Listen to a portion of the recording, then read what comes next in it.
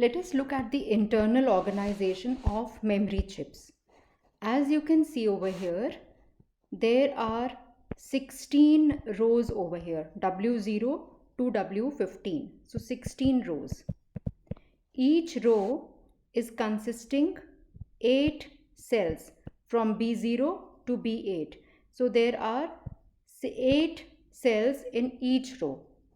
So we say that this is a 16 by 8 memory memory organization.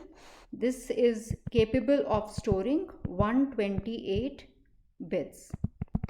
Each cell over here can store 1 bit of information. Since there are 16 rows, we need 4 bits for the address. And depending upon the input address, that particular output of the address decoder will be set high.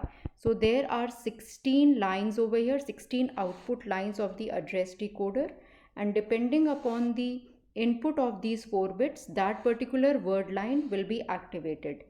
All the cells, suppose if W1 is activated, then all the cells which are connected to this row will be enabled.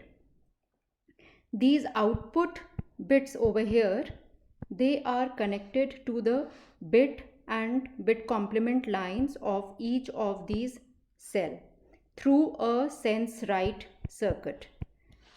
These sense write circuits can be enabled by a read write signal. So if it is a read operation, then the cells can be read and the information can be passed on to the data bus, which is connected to these bits. If it is a write operation, then whatever is on this data bus will be sent to the cells, and though it is available on all these lines over here, but it will be written or stored only in those cells which are enabled by the word line. This chip select enables the sense write circuits. So sense is referring to the read operation.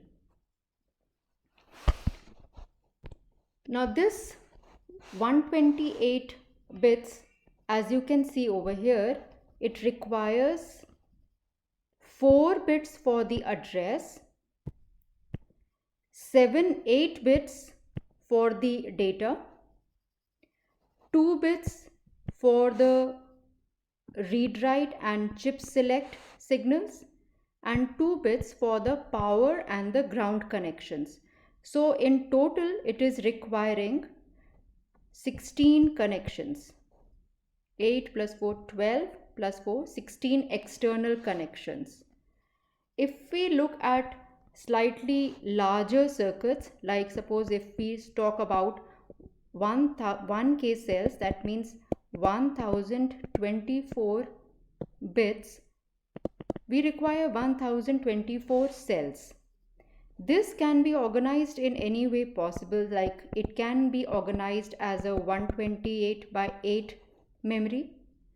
So if it is organized as a 128 by 8 memory, 7 bits will be required for the address because there are 128 rows. So 7 bits will be required to decode the address. 8 bits, 8 external connections will be required for the data lines. Again, 2 signals, one for the read write and one for the chip select, and one for the power and one for the ground. So a total of 19 external connections will be required. This can also be organized as a 1K by 1 memory organization. So this would have 1024 rows and only 1 column. So if this is the format, then you would require 10 bits for the address, 1 bit for the data line, one external connection for the data line, 2 connections for the read write and chip select, and 2 connections for the power and the ground. So this would require 15 external connections. Now this 10-bit address can be also organized as a 32 by 32 array to represent this 1024 cells. So this 10-bit address, out of this 5 bits can be used to represent the rows and 5 bits can be used to represent the column. Look at this. This is a 32 by 32 memory cell array, which is 1024.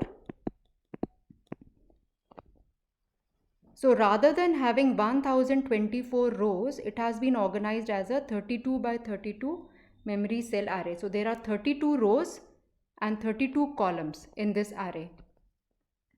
To select the rows, this 10-bit address, the upper 5 bits will be used to select the row.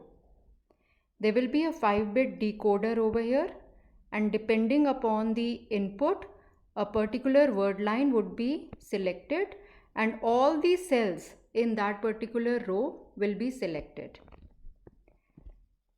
The lower order bits can be used to select the column. So here, once that complete row has been selected, which is containing 32 cells, out of these 32 cells, since we require only 1 bit, so one particular column will be chosen depending upon this address over here which is available, and that particular column will be sent to the data output if it is a write operation, or it will be written into if it is a read operation. So this sense write circuitry will read or write from one of those 32 columns depending upon the column address. So that is why we need a 32 by 1 output multiplexer and a 32 by 1 input demultiplexer. So these are different ways in which memory chips can be organized.